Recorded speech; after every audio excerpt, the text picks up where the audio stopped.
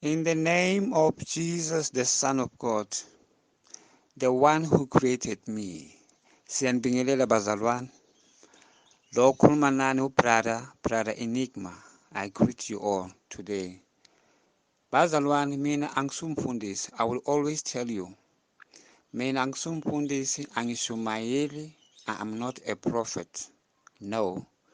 Ngumntwana kaNkulunkulu njengawe. Ngiya esontweni njengawe. Angishumayeli, nami ngisafundiswa esontweni. It's just that umuno of the Lord, the finger of the Lord has appointed you, and the finger of the Lord has appointed me. Ukuthi wena ube mfundisi, mina ngihambise isambulo. Wena ube mprofita, wena ubone imibono, wena uyenzeni. Omunye nomunye unikwe okwakhe. Wena umuntu bakaNkulunkulu ukukhombile wathi wena you will worship, uzacula esontweni. So if you are a worshipper in a church, worship. If you are a worshipper, don't act like a celebrity, bazalwane. Uma uyoculela uNkulunkulu laphaya in a church as a worshipper in a worship team. Uma uya ngaphambili uyocula, remember, awuculeli umfundisi, awuculeli ibandla, uculela uNkulunkulu. So you must dress, ugqoke njengomzalwane, ugqoke njengomntwana wakaNkulunkulu, because uma nicula lapha in a worship team, nalapha ezulwini bacula nawe. So you must sing in a holy manner, ucule kahle, ulokukhumbula uculela uNkulunkulu, so that the angels lapha ezulwini bacula nawe. Uma ucula la emhlabeni nabo bacula le ngoma le ewicula esontweni, bahamba nawe tro because ucula kahle. So worship the Lord in a good manner. Saba uNkulunkulu wena mzalwane. Amen. Bazalwane, ake sikhulumeni ngale ndaba le iyenzakala ngale ngasesihogweni. Why? Because I said to you in the past, ukuthi iBible in the book of Luke chapter 16, ithi the rich man ongale ngasesihogweni, and ukhulumile wathi, Baba Abraham, please thumela abazalwane kithi bayotshela bosisi bami nabobhuti bami nabo malume nabo auntie nabo makhelwane bami, thumela bayobakhuza ukuthi baphilele uNkulunkulu. So because kune scripture esisho kanjalo, that's why the Lord uyathumela ke. Uthumela thina kuwe mzalwane. Siyazwana? Kuwe mzalwane. That's why, because the rich man said, thumela, send the Christians to my brothers and sisters. So mina ngila eGauteng, ngila eSibukeni eVaal eEverton. Ke ngiyathumela ke because uJesu ungithumile wathi hamba uyobatshela. So sengiyanitshela ke. Bazalwane, kunomunye umfundisi ngale ngasesihogweni, because uJesu uthi umfundisi lo muntu lo. uJesu athi lo muntu lo bekumfundisi ngesikhathi aphila lapha emhlabeni. Ningizwe kahle bazalwane.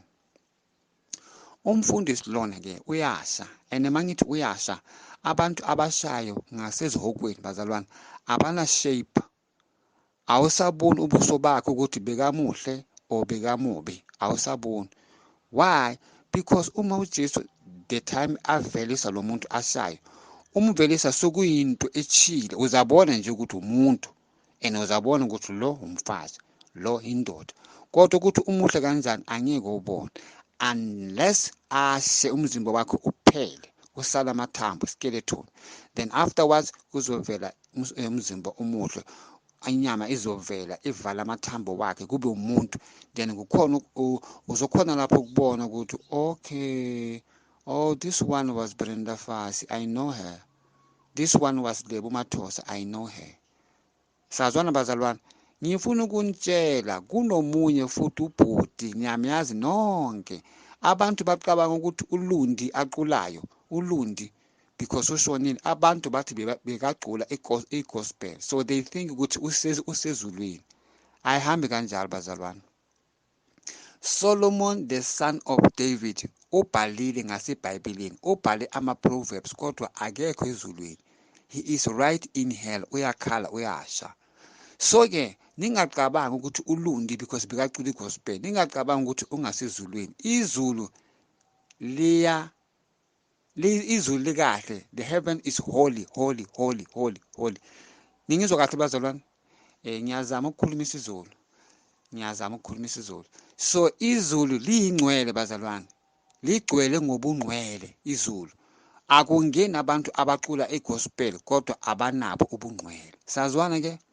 Because mina I know ngizamile ukuthi ngifunane no Rebecca Malope ngizomtshela ukuthi hela sisi yenza ukuthi igama lakho libhalwe ngasezulwini because alikho. Ngizamile ukukhuluma neproducer yaka Rebecca Malope ngamfonela ngathi sisi ngihlanganise no Rebecca nginendaba esiphuma ezulwini ngifanele ukuthi ngizomtshela Rebecca yeka 1 2 3 so lo sisi lo azange angihlanganise no Rebecca so ngiyalola. So abantu bathi bani hey bazalwane ngiyanitshela bonke abomandoza nabo bani abekho ngasezulwini. Ningizwa kahle bazalwane?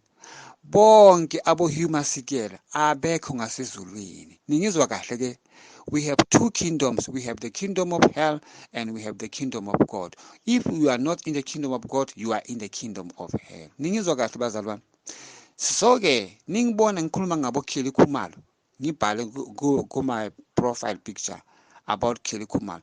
It is because lapha in the pit of hell ngasesihogweni bazalwane kunabantu abantu laba bayasha kodwa bala emhlabeni abakashoni kodwa banemizimba eminye ngasesihogweni.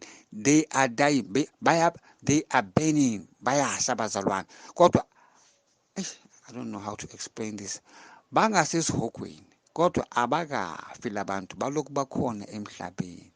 Kodwa uJesu athi yes abakafi balokhu bakhona emhlabeni bayaphila kumnandi for bona emhlabeni but spiritually sebashonile. Lokho kusho ukuthi mabashona emhlabeni sebanemzimba ngale uyongena nje umoya wakhe emzimbeni lo asheke ashe samampela. So ukuthi uJesu uyenza kanjani le ndaba akubonisa abantu ngasezihogweni kodwa balokhu bala emhlabeni. I don't know ukuthi uyenza kanjani.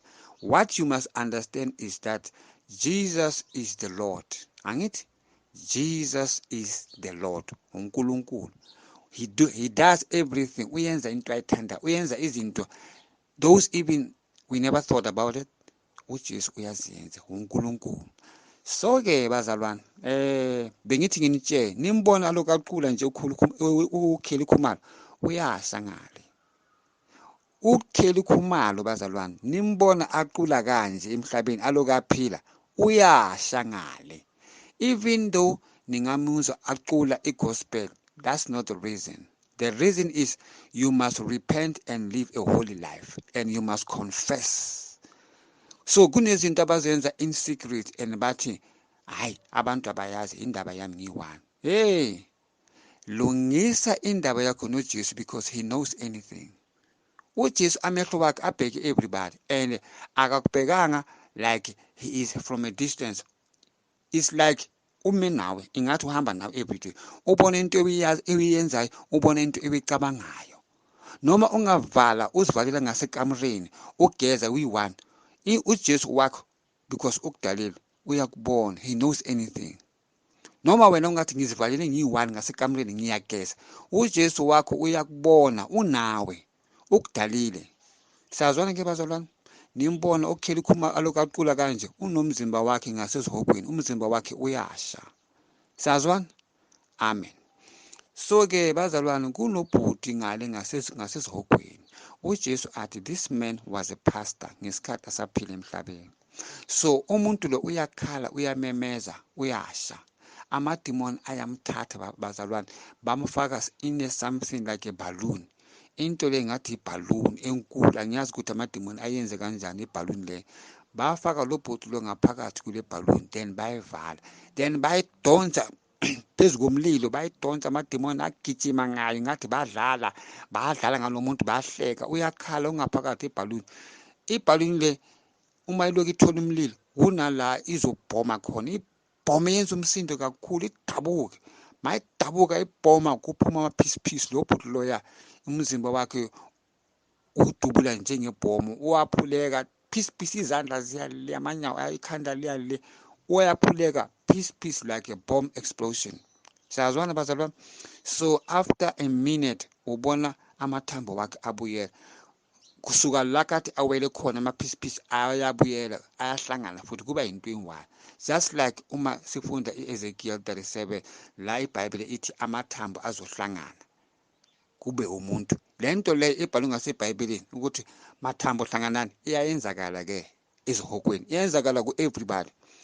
Mamsha inhloko yakhe welele ashe makaqede inhloko yakhe iyasuka lapha iya futhi emzimbeni kuba umuntu futhi. Izinto ezenzakala ngale is like a magic. So uJesu athi simbona kanje umfundisi lo amadimoni adlala ngaye nje.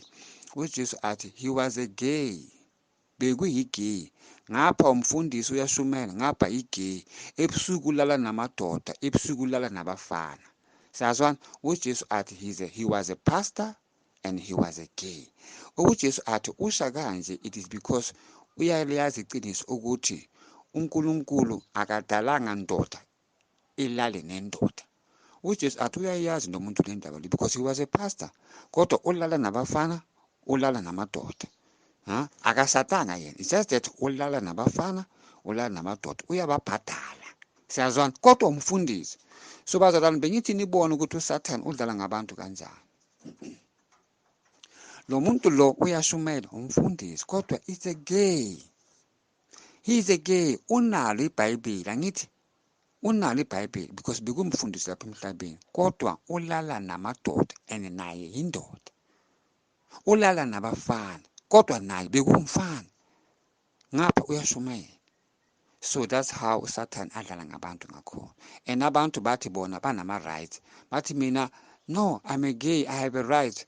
Ama right lawo aphuma, they come from your government, akaphumi ezulwini ama right wakho, because in our government there is a laws and imithetho yakaSathane. Kulama government wethu kunemithetho yakaSathane iphuma e-UK iyasebenziswa la eSouth Africa. Iphuma e-UK Queen Elizabeth, yes, Queen Elizabeth, because Queen Elizabeth limona aphila kanje bekaphila for the second time idimoni. Nimbona aqeda ukushona khona manje bekaphila for the second time, uye washona before wabuya futhi wazophila futhi, so ushonile futhi. Uke wabakhona wafa wabuya futhi, ngesikhathi abuya wazophila for the second time, now ushonile futhi. Angithi ushonile khona manje, angithi yes ke sikashone kabili manje, uphile kabili ushone kabili manje. So eminye yemithetho eyenzakala la eSouth Africa iphuma kuye Queen Elizabeth, because uye akhiphe uMandela ejele namadimoni wakhe. Sazwana bazalwane. So umfundisi lo he was a gay. He was a gay. So ama-gay akangeni ezulwini. That's why uJesu athi nginibonisa lokhu nihambe niyoshumayeza ama-gay ukuthi asindiswe. Umuntu azibone ukuthi yena umfana or intombazana. If uyazibona ukuthi umuntombazana uzashadana nendoda ke. And uma ubona ukuthi wena uyindoda uzashada umfazi. Ungaziboni ukuthi wena uyindoda kodwa ulala namadoda. Uzaphendula kahle mawuqeda ukushona, uzobuza mawuqeda ukushona ukuthi uma usibheka ubonani, ubona umfazi kuwe ubona indoda na.